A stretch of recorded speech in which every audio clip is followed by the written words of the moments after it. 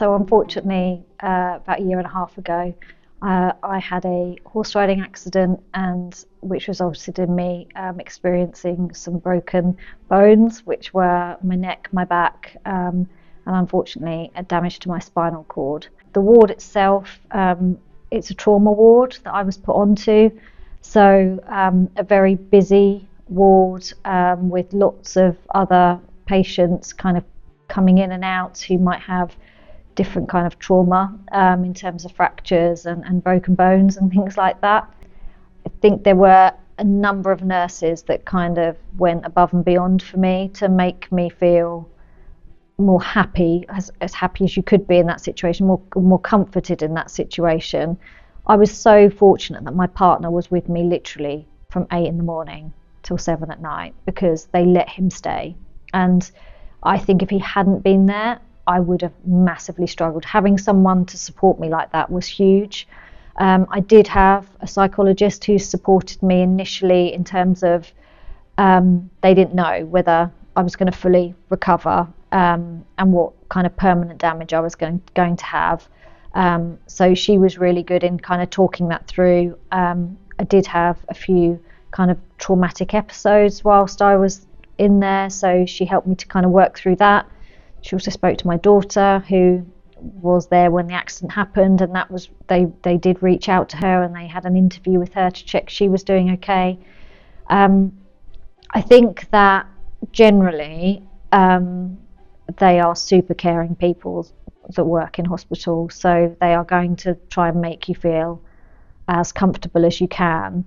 I do think because of staffing shortages, there were moments where I thought, I can't get anyone to help me right now because they're all so busy, and you kind of don't want to put on them because you can see that they're trying to do as much as they possibly can, and then me pressing my buzzer is just going to be another thing for them to worry about. So there were points where I thought, no, just don't press your buzzer, because that's not going, that's going to put more pressure on them.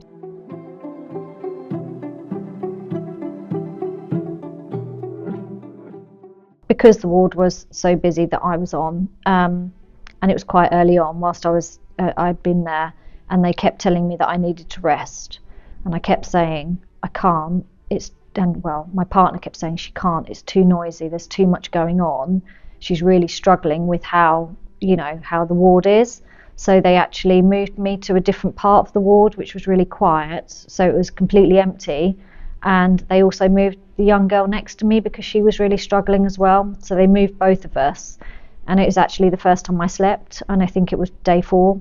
But of course, they then have an influx of patients who need room, and they then needed to turn that part of the ward back into a male ward.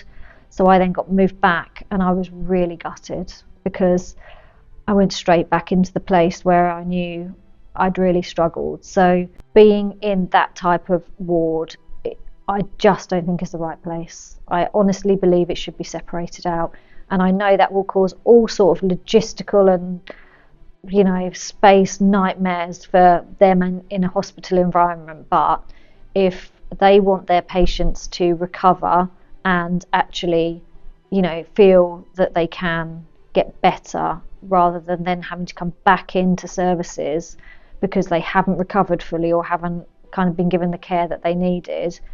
And I think it's also making sure that people who don't work in a spinal team understand what spinal patients are going through. So when you go for an x-ray and you haven't stood up for 2 weeks and you have 0 muscle in your legs, and they say, could you stand up for this period of time and raise your arms? It's just those radiographers just obviously didn't grasp how hard that was for me, and we couldn't do the x-ray. And it was really upsetting because that x-ray was kind of my ticket to getting through to having my surgery. The communication sometimes between having to go and have an x-ray and some of the staff that had come on to the ward, maybe into a different shift, some of just checking in that I might be ready to go down, having a porter turn up saying, I'm taking you for an x-ray, and me saying, no, you can't take me for an x-ray, I cannot go, I can't stand up, and also I feel I'm not feeling very well. It's that kind of check in before you commit to something, because those little things can really upset you. And the only other one thing was just sort of the aftercare from surgery. So surgery, absolutely, as it should be. The pre-care, going in on the day, being looked after, going down for surgery, the team in the, looking after me were incredible. But the minute I got back onto the ward, I felt like they wanted me out of hospital. They just couldn't get me out quick enough.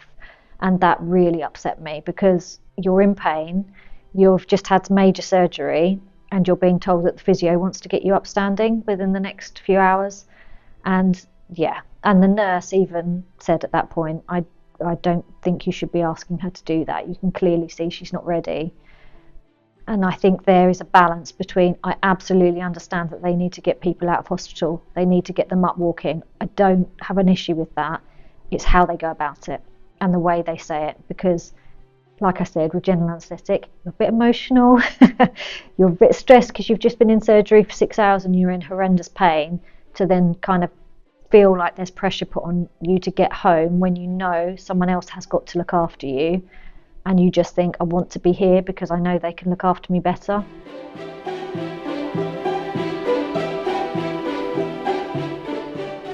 I think maybe 3 or 4 weeks into my hospital stay, I think maybe there should have been some questions around, are you getting what you need? Kind of that check-in from the ward. And I think that probably should be more specific about the ward environment and maybe the additional care that I was getting. I then think there's a massive opportunity at every appointment I was going to with the consultant, just to, again, maybe capture some of that feedback.